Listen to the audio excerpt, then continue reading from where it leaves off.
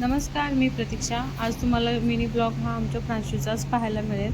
आणि हे जे तांदूळ दिसत आहेत तुम्हाला, तर हे भात करण्यासाठी काढलेले आहेत आणि ते आता चक्क कचऱ्यात गेलेले आहेत. सुपामध्ये ठेवले होते, त्याने पूर्ण सांडलेत आणि तो आता तांदूळसोबत कसा खेळतोय बघा. आता ते तांदूळ भात झाल्यासारखे राहिलेच नाहीत, त्याला आता कचऱ्यात टाकून द्यायची वेळ नाही. आता बघा कसा उधळतोय त्याला. नंतर त्याचे पप्पा गेले, त्याला गेले म्हणून मी सांगितले, ते याला नजर चुकून गेले होते, तर कसा गेले पप्पा, गेले पप्पा. त्याला कसं बस शांत केलं आणि मोबाईल दिला हातामध्ये आणि फोन लाव म्हटलं. फोन घेतो आणि दाबायचा प्रयत्न करतो. दरवाजा काढा म्हणतो तो. दरवाजा काढा म्हणा. हॅलो हॅलो, जायचं कुठं जायचं हा? आणि मग नंतर आई कपाटामधल्या काही साड्या काढत होती, तर त्याचं सगळं लक्ष तिकडे कपाटाकडे, कोण काय उघडलं काय नाही सगळं. आणि बघा कसे नखरे करतोय.